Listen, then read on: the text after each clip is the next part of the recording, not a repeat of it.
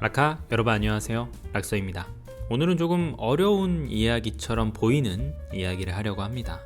어쩌면 진짜 어려운 이야기인가 싶기도 한데 또 그냥 쉽게 생각하자면 그리 어려운 일도 아니더라고요.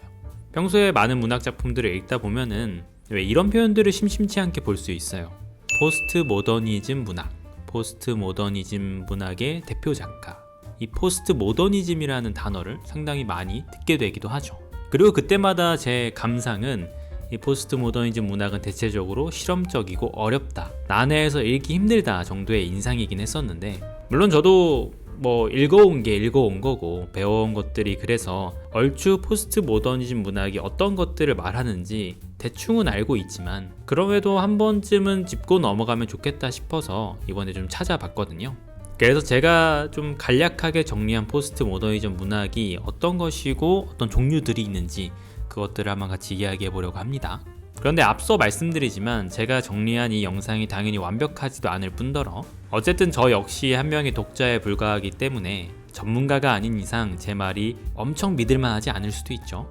그럼에도 최대한 틀리지 않은 선에서 간략하게 준비를 해봤으니까 오늘 영상을 보시고 포스트 모더니즘 문학이 대략적으로 이런 것이겠구나 감만 잡으셔도 좋을 것 같습니다. 그럼 시작해 볼까요? 포스트 모더니즘은 모더니즘 이후를 뜻하는 것으로 우리말로는 탈근대주의라고도 이야기합니다. 모더니즘 앞에 붙은 이 포스트라는 접두사가 영어에서는 그 이후, 넘어 이런 뜻을 갖고 있거든요. 그 탈근대주의란 말 역시 모더니즘 이후라는 뜻으로 해석할 수 있겠죠. 그럼 결국에 이 포스트 모더니즘을 이해하기 위해서는 모더니즘이 무엇인지를 좀 알아야 되겠는데요. 그것에 대한 이야기부터 시작해보죠. 모더니즘은 쉽게 말해서 인간 이성에 대한 신뢰를 바탕으로 하고 있습니다. 우리가 중세나 과거를 생각해보면 종교나 미신 등을 통해서 삶이 굴러갔죠. 그런데 인간의 이성을 믿기 시작하고 과학기술, 산업기술들이 발달하면서 인간 삶에 끼친 영향력이 어마어마해지기 시작했습니다. 그러면 사람들은 인간 이성을 많이 믿었고, 좋은 말로 하면은 약간 안 좋게 보자면은 맹신하기 시작했죠. 인간 이성은 대단한 것이야, 언제든 우리를 진보의 세계로 계속적으로 인류를 번영하게 해줄 거야 라고 믿었습니다. 이런 생각을 담은 것들이 모더니즘이라고 보시면 됩니다. 근대성이라고도 하고요.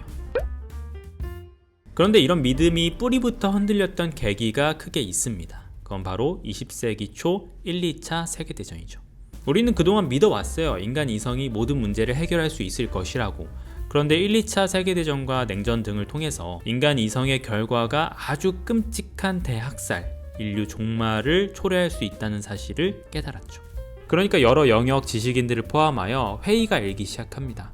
인간 이성은 과연 정말 언제나 옳은 것일까? 사실은 우리가 믿어왔던 인간 이성 역시도 불완전하고 조금 경계해야 되는 것이 아닐까? 바로 이러한 생각에서 시작한 것이 포스트 모더니즘이라고 볼 수 있겠죠. 그러니까 포스트 모더니즘은 모더니즘의 반대, 안티 개념으로 나왔다고 봐도 그렇게 틀린 말은 아닐 겁니다.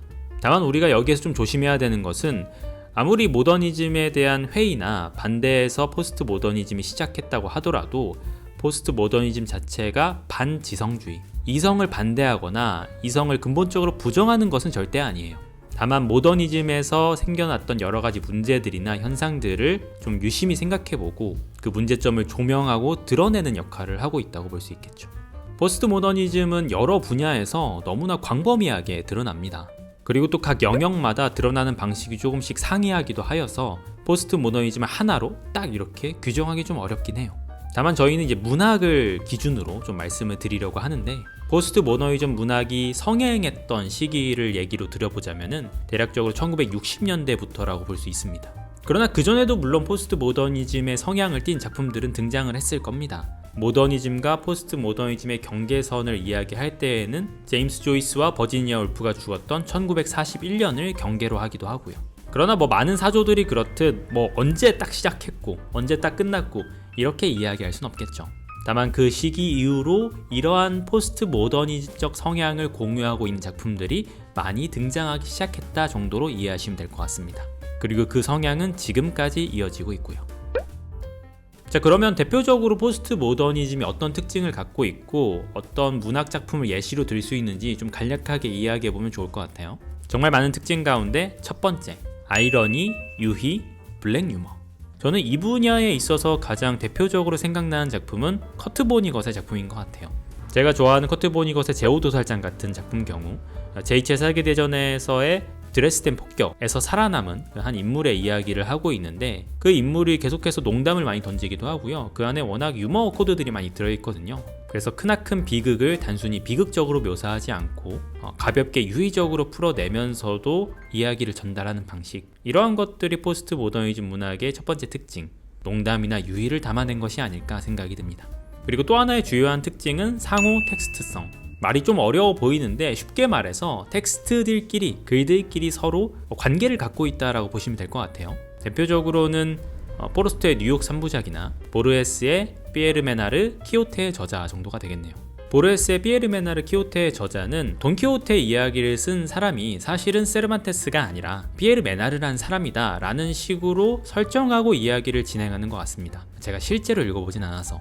그러니까 작품 속에 여러 이미 존재하는 작품들을 자연스럽게 등장시키면서 그러한 것들을 소재로 같이 또 이야기를 이끌어 나가는 것이죠. 저는 이제 제가 읽었던 뉴욕 3부작이 이 경우 더 확실하게 와닿게 이해가 되던데, 뉴욕 3부작에는 되게 많은 참고 다른 서적들이 나와요. 근데 그런 것들을 뭐 설명하고 이러는 것이 아니라 되게 툭툭 던지듯이 동시대에 다른 작품들을 막 언급합니다. 근데 내가 만약 그런 작품을 읽었다면은 뉴욕 3부작이란 작품 속의 내용을 좀 더 명확하게 이해할 수 있겠죠. 그러니까 하나의 텍스트가 여러 개의 텍스트를 품고 있고 서로 상호작용한다고 보시면 될 것 같습니다. 이러한 것들이 상호 텍스트성, 포모 문학의 또 하나의 특징이죠.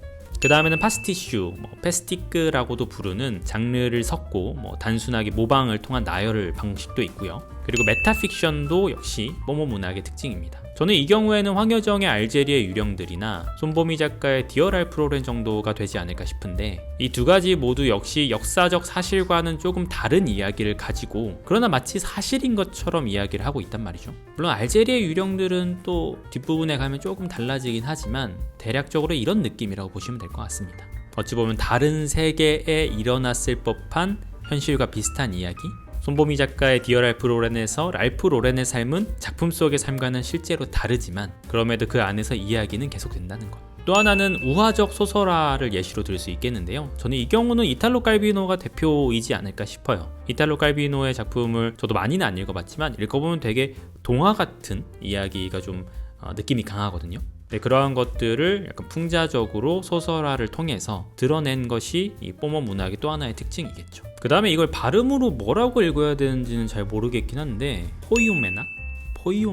이거는 그리스어로 원래는 프로덕트라는 뜻이라고 해요. 이 경우는 작가가 작품 속에서 등장을 해서 작품의 창작과 관련된 이야기를 풀어내는, 그러니까 작가가 바깥에 있는 것이 아니라 작품 내부에 존재하면서 그 이야기를 하는 경우를 이런 특징이라고 하는데, 저는 여기 중엔 대표적으로는 나보코프의 창백한 불꽃이나 김영하 작가의 아랑은 왜 같은 작품이 있지 않나 싶습니다. 특히나 김영하 작가의 아랑은 왜는 아랑과 관련된 이야기를 쫓아나가면서 마치 이야기를 창작하는 과정을 설명하듯이 하거든요. 아랑은 그래서 여기서 이렇게 했는데 과연 그는 다음에 어떻게 행동을 할까? 그가 이렇게 한다면 될까? 말이 될까? 이런 식으로 작가가 창작 과정을 이야기해 주듯이 내용이 진행된단 말이에요. 저는 아주 흥미로운 서술이었던 것 같아요.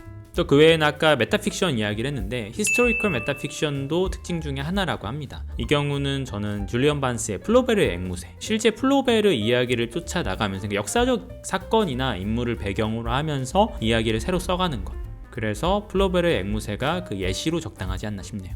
그 외에는 맥시멀리즘, 미니멀리즘, 언어를 최소로 사용을 한다던가 아니면은 이야기 서사를 되게 과장해서 여러 갈래로 약간 정신없이 뻗어나간다던가 이런 방식도 있겠고, 또 하나는 매직 리얼리즘 역시도 이 포모 문학의 대표겠죠. 이거는 이제 사실 마르케스를 대표적으로 이야기하는 건데, 분명히 현대적인 이야기거나 근대적인 이야기인데 이상하게 마술 같은, 마법 같은 이야기가 자연스럽게 섞인단 말이죠. 100년 동안의 고독 같은 작품을 보자면은 마콩도라는 가상의 장소를 배경으로 부엔디아 가문의 100년 동안의 이야기를 다루고 있습니다. 근데 그 안에서 지극히 현실적이면서도 마술적인 이야기들이 되게 사실적으로 같이 쓰여요. 그리고 그게 작품을 감상하면서 특별히 무슨 소리야 라고 이렇게 거슬리지도 않는다는 거죠. 그래서 이런 매직 리얼리즘, 남미 문학의 특징이라고도 볼 수 있겠고, 마르케스, 살만 루시디, 지금 생각나는 걸로는 달콤 쌉싸름한 초콜릿 역시 그러한 케이스가 아닌가 생각이 드네요. 또 기술적인 신기술적인 이야기들을 다룬다던가, 근데 그 기술이 약간 종교적인 것과 겹치는 경우들 역시도 이런 뽀모 문학의 하나의 특징, 그러니까 기존에 없었던 것들을 새로이 만들어내고 다루는 것이 하나의 특징이라고 보시면 될 것 같고, 편집증적인 것도 주요 포인트 중에 하나인데요. 이 경우는 제가 읽어봤던 작품 중에서 토마스 핀천의 제49호 품목의 경매, 뭔가 지하 조직이 있고 비밀이 있고 이 음모가 있다는 것에 대한 편집증으로부터 이야기가 계속 이어나가거든요. 그리고 뭐 프래그멘테이션, 이제 분절화 이런 것도 예시로 들 수 있겠는데, 서사가 뒤섞이거나 뭐 여기 있던 게 앞으로 가고 뒤로 가고 실험적인 방식도 예시로 들 수 있겠죠. 자, 제가 지금 뽀모 문학의 여러 가지 특징을 좀 정신없이 두서없이만 이렇게 소개를 해드렸는데, 사실 이런 것들이 꼭 포스트 모더니즘 문학을 규정 지을 수는 없습니다. 당초에 말씀드렸다시피 모더니즘의 반대격에서 나온 이 포스트 모더니즘이다 보니까 어떤 튼튼한 철학적 기반이나 이런 것들을 갖고 있다고 말하기 좀 어려운 것 같더라고요. 그래서 이 뽀모에 관해서는 사람마다 생각도 조금씩 다르기도 합니다. 그런 제가 앞서 설명드렸던 여러 가지 특징들이 이게 있어야지 뽀모 문학이야, 이게 없으니까 뽀모 문학이 아니야, 이렇게 당연히 이야기할 수는 없는 거죠. 그냥 지금 1960년대부터 좀 성행을 해서 지금까지 이어지고 있는 여러 문학들의 특징을 대략적으로 두드러진 것을 나열해봤다고 보시면 될 것 같습니다. 저는 다만 이제 궁금해요. 포스트 모더니즘이 그 이유는 무엇일까? 몇 년 전부터, 오래전부터 이미 많은 곳에서 과연 포스트 모더니즘 이유는 무엇이냐, 농담처럼 포스트 모더니즘이 될 것이냐, 이런 이야기들도 있는데 분명히 또 새로운 것이 등장하겠죠.